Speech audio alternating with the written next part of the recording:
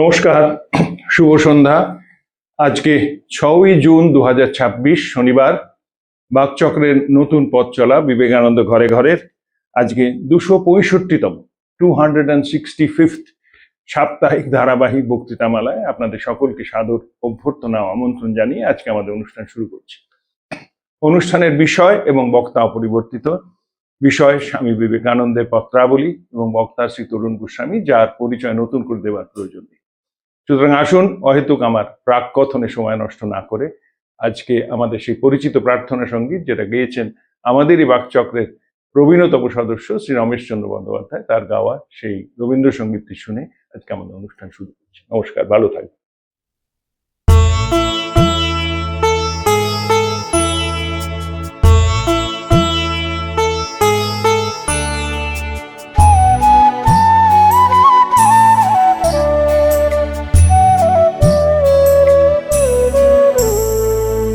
তোমারে করিয়াছি জীবনের ধ্রুবতারা, এ সমুদ্রে আরো কবু হব না গো পথোয়ারা।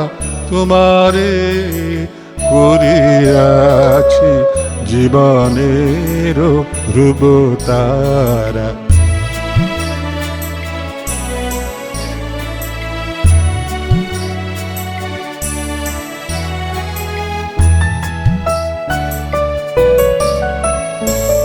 যেথায় আমি যাই না গো তুমি প্রকাশিত থাকো, যেথায় আমি যাই না গো তুমি প্রকাশিত থাকো।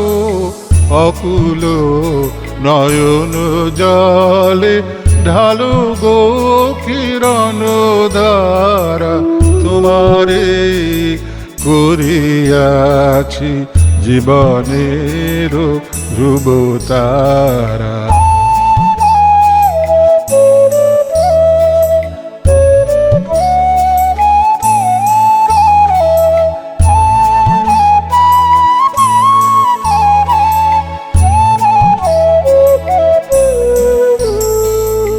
তব মুখ সদা মনে জাগিতেছে সঙ্গপানে, তিলেক অন্তর হলে নাহিরি কুল কিনারা। তব মুখ সদা মনে জাগিতেছে সঙ্গপানে, তিলেক অন্তর হলে নাহেরি কুল কিনারা। কখনো বিপথে যদি ভ্রমিতে চায় হৃদি, কখনো বিপথে যদি ভ্রমিতে চায় হৃদি, অমনীয় মুখ হেরি শরমে যে হয় সারা। তোমারে করিয়াছি জীবনের ধ্রুবতারা, এ সমুদ্রে আরো কবু হব না গো পথোয়ারা। তোমারে করিয়াছি জীবনের ধ্রুবতারা।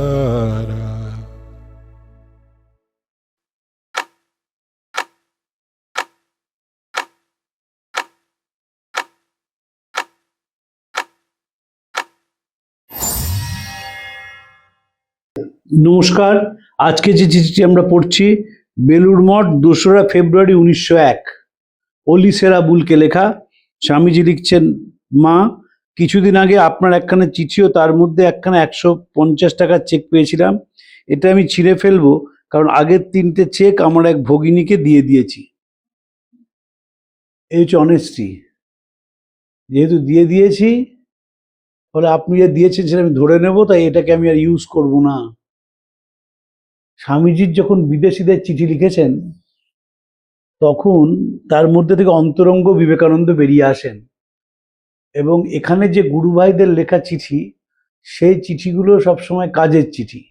আর বিদেশিদের সঙ্গে তো স্বামীজির আসল বন্ধুত্ব ছিল, বলতে গেলে অনেকে মানেন না, কারণ বিবেকানন্দরা পড়েন না বলে। স্বামীজি যতটুকুনি স্বস্তি পেয়েছেন, যতটুকুনি শান্তি পেয়েছেন, সেটা সব বিদেশে।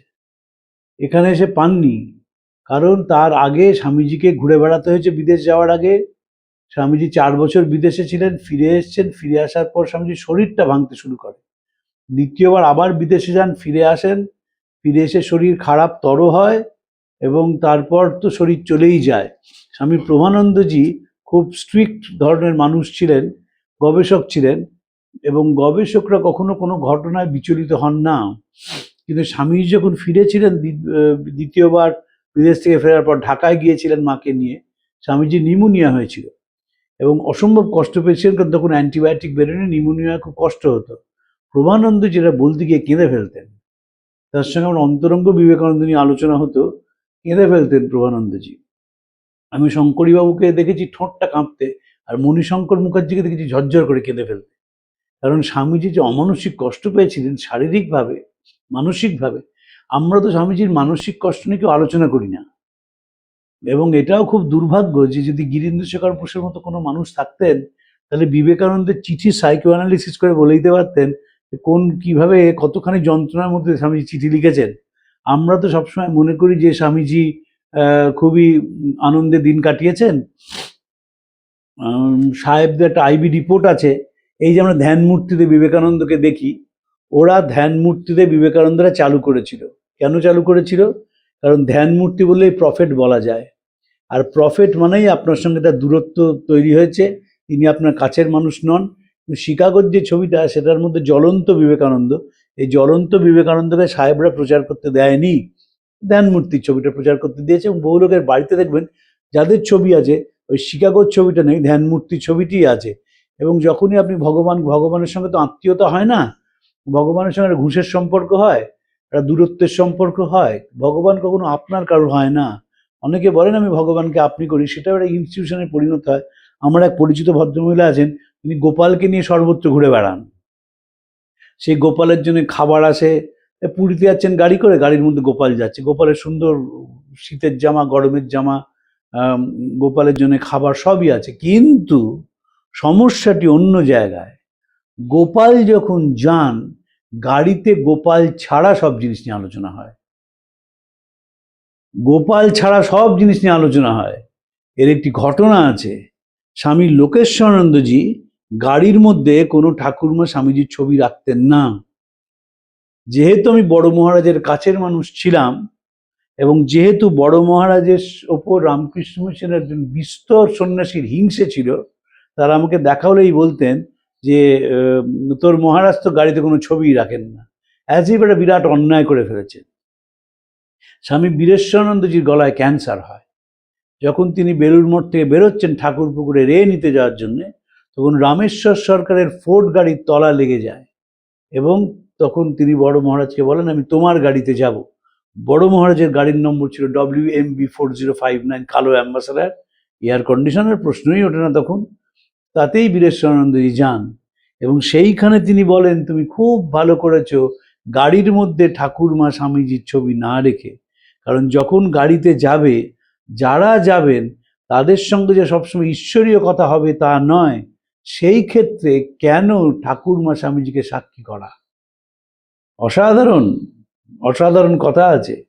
ঠিক এইরকম একটি কথা উৎপল দত্ত লিখেছিলেন, যে আমরা স্টেজের পিছনে এমন কোনো রঙ্গমঞ্চ নেই, কি প্রফেশনাল কি অ্যামেচার স্টেজ, যেখানে শ্রীরামকৃষ্ণের ছবি নেই।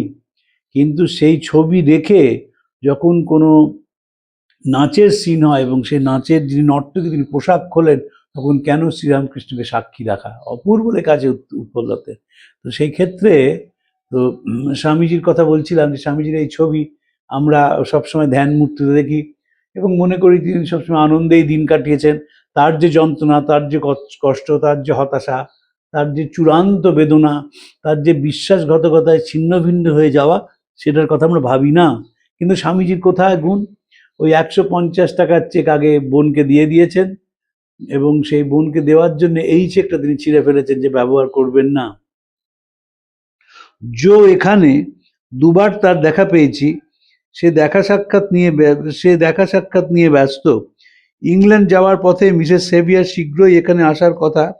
তার সঙ্গে ইংল্যান্ডে যাবার আশা করেছিলাম, কিন্তু এখন অবস্থা দাঁড়িয়েছে তাতে মাকে নিয়ে দীর্ঘ তীর্থযাত্রায় আমাকে যেতে হবে। আপনারা জানেন, আমরা বাকচক্রে পড়েছি যে স্বামীজি বারবার মিসেস সেভিয়ারকে বলছে এবং বিদেশি বন্ধুদের বলছেন যে মিসেস সেভিয়ার ইংল্যান্ডে যাবেন, আমি তাকে পৌঁছাতে যাব। কারণ স্বামীজি মিস্টার এবং মিসেস সেভিয়ারের প্রতি অসম্ভব তার দুর্বলতা ছিল। স্বামীজি বারবার বলছেন যে দুজন ভারতবর্ষের কাজের জন্য শহীদ হলেন, একটা জে গুডউইন, একটা মিস্টার সেভিয়ার। এবং বুঝতেই পারছেন এই স্বামীজির এই কাজটিকে ভারতের কাজ বলে মনে করতেন। এবং সুদূর ইংল্যান্ড থেকে এসে মিস্টার সেভিয়ার তার সব বিক্রি করে দিয়ে তার স্ত্রীকে নিয়ে কলকাতায় চলে এলেন। স্বামীজির সঙ্গে ফিরেছিলেন কলকাতায়। যে ঘোড়ার গাড়ির ঘোড়া ঠেলে দিয়ে সে যুবকেরা টানে, সেই গাড়িতেও মিস্টার মিসেস সেভিয়ার ছিলেন। তারপর চলে গেলেন মায়াবতীতে আশ্রম তৈরি করলেন এবং সেখানে মারা গেলেন। স্বামীজি সেটিকে মনে করেছেন ভারতের জন্য প্রাণ ত্যাগ করা।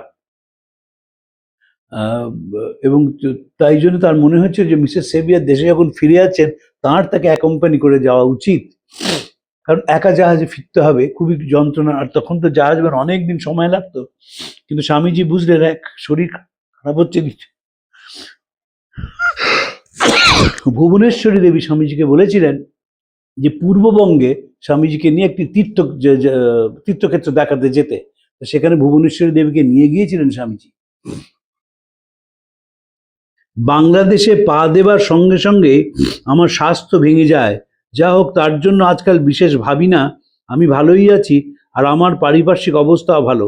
মার্গটের সাফল্যের সংবাদ জেনে আনন্দিত হলাম।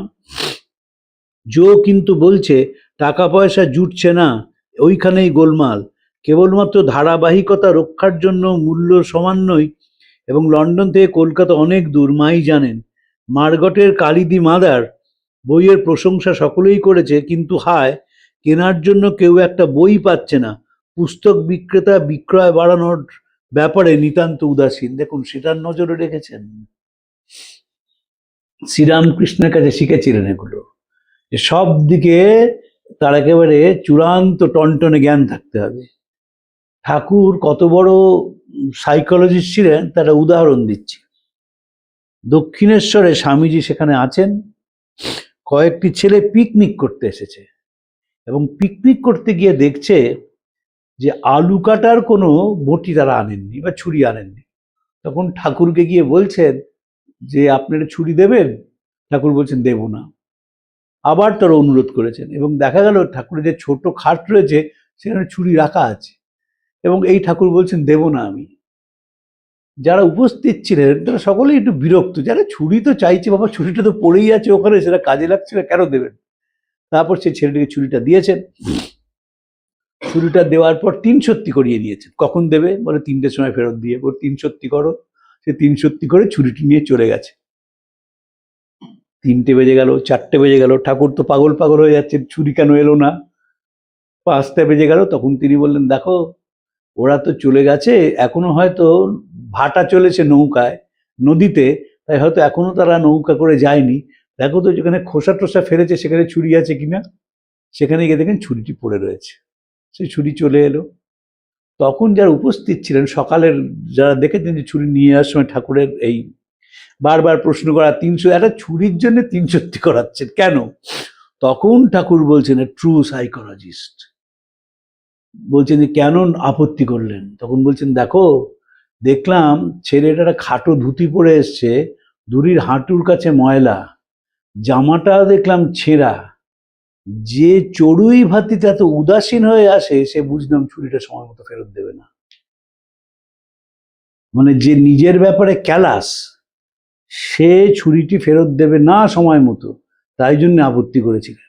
আমার মনে আছে একটা সাধারণ বই, আমার এক বন্ধু তিনি একজন স্বামীজির কাছে চেয়েছিলেন। তো স্বামীজি সবাইকে অকাতরে বই দেন পড়ার জন্য।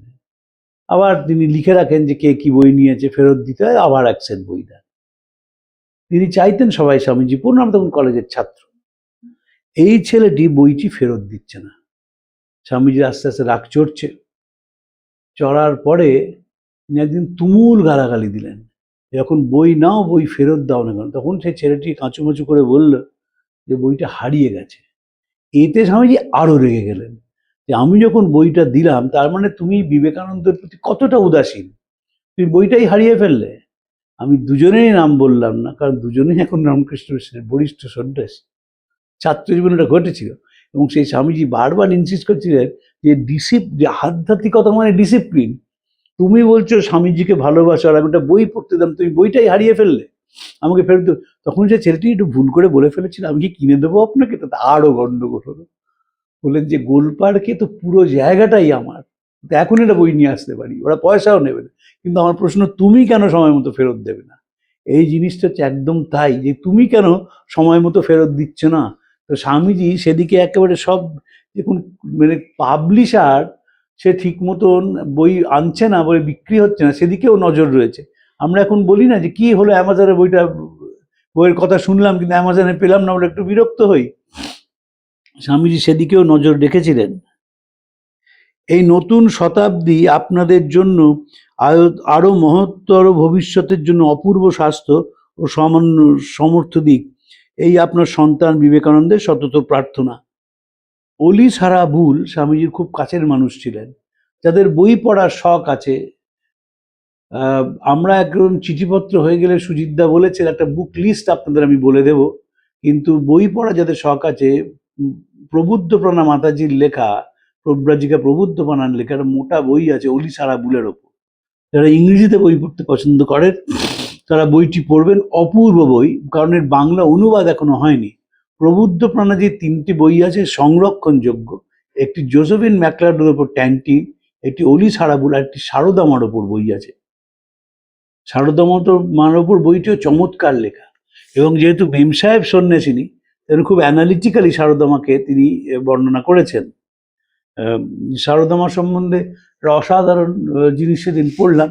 আমাদের তো মাসের শেষ শনিবার হয়, তখন সে জিনিস নিয়ে আলোচনা করব যে সারদামা এই যত মত তত পথ সেটি কিভাবে ব্যাখ্যা করেছেন, ঠাকুরের আসার কি মূল উদ্দেশ্য ছিল সেটি কি অপূর্বভাবে সারদামা বর্ণনা করেছেন, এবং স্বামীজির জীবে প্রেম করে সেই জন সেটারও কি অপূর্ব ব্যাখ্যা মা দিয়েছিলেন, সেই ব্যাখ্যাটি আমি আলোচনা করব। আসলে আমার নিজের আস্তে আস্তে মনে হচ্ছে যে মাকে যারা দেখেছেন তারা যে বিশ্লেষণাত্মক মাকে লিখেছেন, আর এখন যারা লেখেন তারা মাকে বিশ্লেষণ করেন না। তার দুটো কার, একটা মাকে তারা দেখেননি, যা সেকেন্ড হ্যান্ড ইনফরমেশনের উপর ভিত্তি করে লিখতে হয়। দ্বিতীয় কথা, মাকে যখনই লেখেন তখন ভক্তিগতগত হয়ে যান। এটা আমাদের তো চরিত্রের দোষ রয়েছে, আমরা স্বামীজি বারবার সতর্ক করা সত্ত্বেও আমরা শুনিনি সেটা। তো অলি সারা বুলের সঙ্গে স্বামীজি যে অন্তরঙ্গ চিঠি, এই চিঠিটি আমরা কেন পড়লাম তার কারণ চিঠি করে বড় চিঠি নয়, এবং এখানে কোনো আধ্যাত্মিকতার কথাও নেই। দুটি কথা আছে। একটি কথা হচ্ছে যে স্বামীজি আর মিসেস সেভিয়ারকে পৌঁছাতে বিদেশে যাচ্ছেন না কেন, কারণ তার মাকে নিয়ে তীর্থযাত্রায় যেতে তার মা বলেছেন। স্বামীজির একটি চিঠি আমরা পড়েছি বাকচক্রে, ঘরে ঘরেতে পড়েছি, আপনাদের মনে আছে। স্বামীজি আমেরিকা থেকে মায়াবতী এক ব্রহ্মচারীকে লিখেছে, তুমি মার সঙ্গে দেখা করো না কেন, মার সঙ্গে তুমি দেখা করো না কেন। অতএব সংসার ত্যাগ করা মানে সংসারের দিকে মুখ ফিরিয়ে নেওয়া নয়। ত্যাগ আর মুখ ফেরানো কিন্তু এক নয়। ত্যাগ মানে হচ্ছে ছোট সংসারকে ভেঙে বড় সংসারে প্রবেশ করা, আর মুখ ফিরিয়ে নেওয়া মনে হচ্ছে স্বার্থপরতার চূড়ান্ত, ইনডিফারেন্ট। স্বামীজি ইনডিফারেন্ট ছিল। এখন তো সাইকোলজি একটা কথা বলছে যে শুধু মুখ ফেরানোটা এই যুগের অসুখ নয়, অপরের দুঃখ দেখে আনন্দ পাওয়াটা সবচেয়ে বড় অসুখ। এবং সেটা একটা এসছে, সাইকোলজির নতুন টার্ম সেখানে ব্যবহার করা হচ্ছে, যে একজন মানুষ দুঃখে আছে, আপনি তার প্রতি উদাসীন শুরু হলেন না, তার দুঃখ নিয়ে আপনি আনন্দ পেলেন। তার উদাহরণটা খুব সুন্দর আছে, একটি লেখায় পড়ছিলাম সেদিন। কিছুদিন আগে একজন অভিনেতা মারা যান, খুব দুর্ভাগ্য। তিনি অভিনয় করতে গিয়েছিলেন, জলের মধ্যে তলিয়ে যান। সেই সম্বন্ধে অনেকে মন্তব্য করলেন যে আমরা তো সতর্ক করেছিলাম, যখন গেছে। এটা হচ্ছে সব, তার মানে আপনি তার মৃত্যুতে আনন্দ পেয়েছেন, যে আমার কথা শুনলো না, চলে গেল, এবং গিয়ে যা হয়েছে ঠিক আছে, he is responsible for that. এটা সম্পর্কে হতে পারে না কোনোদিন। কোনো সভ্য সমাজে এই রোগটি যদি আসে যে কারুর যন্ত্রণায়, কারুর কষ্টে, কারুর মৃত্যুতে আপনি আনন্দ পাচ্ছেন, সেটা বুঝতে হবে সভ্যতার সবচেয়ে বড় সংকট এখন সেই সংকটের মধ্যে দিয়ে আমরা যাচ্ছি, এবং সাইকোলজিস্ট এটা নিয়ে চিন্তিত যে আগেকার দিনে কেউ কষ্ট পেয়েছে, আমি মুখটা ঘুরিয়ে নিয়ে চলে গেলাম, তাকালাম না সেদিকে, সেটা অন্য কথা। কিন্তু তাতে আনন্দ পেলাম। আমি বলেছিলাম ভাই তোমাকে আমি কষান করছি, তুমি যেও না, সে গেল, হাত পাটা ভেঙে গেল, আমি সেটা নিয়ে আনন্দ করবো, সেটা বলে বেড়াবো গেছে গেছে ভালোই হয়েছে, আমার কথা শোনেনি বলে? তার মানে একে তো ইগো এক্সপ্রেশন সাংঘাতিক, যে আমার কথা শুনলো না, দ্বিতীয় হচ্ছে না শোনার জন্য যে কষ্ট পেলো তার জন্য আমি একটু আনন্দিতই হলাম। এটা খুব বড় অসুখ, এটা খুব বড় অসুখ, এবং সাইকোলজিস্টরা এ নিয়ে খুব ভাবিত। গতকাল আমাদের একটি স্বামীজির বাড়িতে অনুষ্ঠান হয়েছে ভ্যালু এডুকেশন নিয়ে, সেখানেও যারা এসছিলেন, যারা এক্সপার্ট, তারাও বলছিলেন যে আমরাও সকলে খুব চিন্তিত হয়ে পড়ছি যে এইটা অভিভাবকদের মধ্যে খুব ব্যাপক আকারে দেখা যাচ্ছে, সব দিক থেকেই তাই। এবং যখন আমরা চিঠি পড়বো যেন মনে করি যে রক্ত মাংসের একজন মানুষকে চিঠিটা লিখছেন। যদি মনে করি প্রফেট চিঠি লিখছেন, তখন তো আমরা তো প্রফেট মানেই তো বুঝি যে ভগবান, আর ভগবান হয়ে গেলেই তার সঙ্গে একটা দূরত্ব আমাদের রচনা হয়। কেন দূরত্ব রচনা হয়? কারণ ভগবানের সঙ্গে তো আত্মীয়তা হয় না, ভগবান একটা অন্য স্তরে রয়েছেন এবং আমরা অন্য স্তরে আছি। স্বামীজি একটি কথা বলছেন, অসাধারণ কথা, স্বামী ছাড়া কেউ বলতে পারেননি, যে ভারতবর্ষের অতীতে শয়ে শয়ে ঋষি ছিল, আগামী দিনে লক্ষ লক্ষ ঋষি জন্মাবে, ভারতবর্ষ জাগবে। তোমরা যত তাড়াতাড়ি এটা বিশ্বাস করো, সেটি ভারতের এবং জগতের পক্ষে মঙ্গল। 1898 সাল, পরাধীন দেশ, কিন্তু একদম লাল মুখোরা ঘুরে বেড়াচ্ছে, তখন লেখা যে ভারতবর্ষ জাগবে এবং ভারতবর্ষ ঋষির জন্ম দেবে। এই ঋষির জন্ম দেওয়া আমি এখন খুব স্বামীজি একদম আবার খুঁটিয়ে পড়া শুরু করেছি। আমি খোঁজবার চেষ্টা করছি স্বামীজি কখন ইনফরমেশন বুমটাকে সাপোর্ট করেছেন। কারণ স্বামী তো পাশ্চাত্য ইনফরমেশন বুম কিছুটা দেখেছিলেন, সেটা এখন চূড়ান্ত পর্যায়ে পৌঁছেছে। এবং যত দিন যাবে, স্বামীজি পরিব্রাজক গ্রন্থে লিখেছেন যে তোমরা লীন হয়ে যাও উচ্চবর্ণেরা, নতুন ভারত বেরুক, কারণ তোমাদের রত্নপেটিকা সকলের সামনে খুলে দাও। এক সময় ছিল যখন তোমরা এই তথ্য নিয়ে থাকতে, এখন সেটা সর্বজনীন হয়ে গেছে। তাই আমরা দেখব যে আগেকার দিনে যে লোকে বলা হতো মহাপণ্ডিত, তারা বিলেত থেকে বই এনে লাইব্রেরিতে রেখেই তো, সাধারণ মানুষের সে বইতে কোনো অ্যাক্সেস ছিল না, সেই বইটা আমি পড়ে ফেললাম আর আমি পণ্ডিত হয়ে গেলাম। এখন তো ইনফরমেশন ইজ ইউনিভার্সাল। আমরা যে এখানে মধ্য কলকাতায় বসে আমরা বিবেকানন্দ ঘরে ঘরে বলি, সেই বিবেকানন্দ ঘরে ঘরে যে কোথায় কে দেখেন তার কোনো হিসেব নেই, আমরা জানিই না। এটা হচ্ছে ইনফরমেশনের গুণ। তাই জন্য ইনফরমেশনটা ছড়িয়ে দেওয়া দরকার। সৎ তথ্য যদি ছড়িয়ে দিতে পারেন তাহলে মানুষের উপকার হয়, এ বিষয়ে কোনো সন্দেহ নেই। তো স্বামীজিকে আমরা যখন পড়বো, একটা অনুরোধ রইল আপনাদের কাছে, আমাদের তো চিঠিপত্র পড়া কিছুদিনের মধ্যে শেষ হয়ে যাবে, কিন্তু স্বামীজির চিঠিপত্র থাকবেই। আপনারাও স্বামীজির প্রতি আপনাদের যে টান, ভালোবাসা, আনুগত্য থাকবেই। তবে যখনই চিঠি পড়বেন তখন মনে রাখবেন একটি রক্তমাংসের মানুষ আর একটি রক্তমাংসের মানুষকে চিঠি লিখছেন। স্বামীজি কোনো দিন ভাবেননি এই চিঠিগুলো প্রকাশিত হবে, কারণ সব চিঠি তিনি ভেবেছিলেন প্রাইভেট চিঠি। স্বামীজি চলে যাওয়ার পর তার গুরু ভাইরা এবং শিষ্যরা ঠিক করলেন, যদি এই চিঠি না প্রকাশ করা হয় তাহলে মানুষ স্বামীজির কথা জানবে না। আপনারা জানেন, তাও স্মরণ করিয়ে দিয়ে আজকে শেষ করব, রামকৃষ্ণ কথামৃত প্রকাশিতই হতো না, মাস্টারমশাই নিজে লিখে রাখতেন। একদিন গিরিশচন্দ্র মাকে গিয়ে বললেন যে মাস্টার সব লিখে রেখেছে কিন্তু কিছুতেই প্রকাশ করছে। তো মা বলাতে মাস্টারমশাই কি নোট করেছেন সেটা পড়লেন। মা শুনে যেটি কথা বললেন সেটি সাংঘাতিক, যে তিনি তোমাকে একসময় বলেছিলেন, এখন তিনি তোমার দিয়ে প্রকাশ করাচ্ছেন। এগুলি প্রকাশ না হইলে মানুষের সচেতনতা বাড়িবে না জানিবেক। এবং তারপরে আরো সাংঘাতিক কথা, তোমার কাছে সব শুনিয়া মনে হইল যেন তিনি সমস্ত কথা বলিতেছেন। যে প্রকাশ না হলে লোকে জানবে না, ইউনিভার্সাল করে ফেলতে হবে। রামকৃষ্ণ মিশনের সম্বন্ধে অনেকেই একটু উষ্মা প্রকাশ করেন যারা রিসার্চ স্কলার, যে লাইব্রেরিটা, সাধুদের লাইব্রেরিটা আমাদের রিসার্চ স্কলার তাদের সামনে খুলে দেওয়া হয় না কেন? খুলে দেওয়া উচিত তো। এই যে উদ্বোধন, আপনার এই আমারই এক বন্ধু আছেন, তিনি গেলের এক্সিকিউটিভ ডিরেক্টর ছিলেন, বিবেকানন্দ নিয়ে পড়েন, খুবই পড়েন, স্কুলের বন্ধু। তো প্রবুদ্ধ ভারত আপনি সার্চ করতে পারেন, কোন আর্টিকেল বেরিয়েছিল, কবে বেরিয়েছে, উদ্বোধনে করা যায় না। এবং আমি তিনি উদ্বোধনে গিয়েছিলেন, এই জন্য মহারাজের সঙ্গে কথা বলেছেন, অনেকেই বলেছেন না এখনো তৈরি হয়নি ইত্যাদি। যত ইউনিভার্সাল করবেন তত মানুষ জানতে পারবে। তো ধরুন আজকে যদি আপনি চান যে উদ্বোধনে রবীন্দ্রনাথ 1906 সালে কি লিখেছিলেন তো, বা ক্ষিতিমোহন সেন কি লিখেছিলেন, আপনার জানার কোনো উপায় নেই। উদ্বোধনের লাইব্রেরিতে গিয়ে 1906 সালের উদ্বোধন খুলে সেটা পড়ার থেকে সার্চ ইঞ্জিনে যদি হয় রবীন্দ্রনাথ 1906 টাইপ করলেন, সঙ্গে সঙ্গে ঝপঝপ করে কম্পিউটার বেরিয়ে এলো। কম্পিউটার এবং মোবাইল ফোন কেউ যদি জ্ঞান চর্চার জন্য ব্যবহার করতে পারে তাহলে there is no limit to it. তো বিবেকানন্দের চিঠিও তাই, প্রকাশ করলে মানুষের উপকার হবে। আমরা যদি প্রকাশ না করতাম স্বামীজির চিঠি, স্বামীজিরা আটকে রাখতেন নিজেদের মধ্যে, তাও তো কিছুই চিঠি বেরোয়নি, আরো কত চিঠি আছে কেউ জানে না, তাহলে মানুষকে অন্তরঙ্গ বিবেকানন্দকে আমরা চিনতেই পারতাম না। এর ফলে চিঠি বেরোলো। আপনারা শুধু স্বামীজির চিঠি নয়, স্বামী ব্রহ্মানন্দজির চিঠি আছে, স্বামী অখণ্ডানন্দজির চিঠি আছে, স্বামী তুরীয়ানন্দজির চিঠি আছে, স্বামী শারদানন্দজির চিঠি আছে। চিঠির মধ্যে দিয়ে, এখন তো চিঠি টাকাটা উঠে গেল, এখন তো হোয়াটসঅ্যাপে কেউ কিছু জানবে না, কিন্তু চিঠির মধ্যে দিয়ে যে কথাগুলো উঠে আসে, চিঠির মধ্যে দিয়ে যে মানুষকে খুঁজে পাওয়া যায়, সেটা আমরা বিবেকানন্দকে পেলাম। শুরু হয়েছিল 1888 সাল থেকে, এবং এখন 1901, দীর্ঘ যে পরিভ্রমণ বিবেকানন্দের, তার সঙ্গে সঙ্গে বিবেকানন্দ ঘরে ঘরেও তার যাত্রা করেছে, এবং যাত্রা করে এখন 1901 সালে এসে পৌঁছেছে।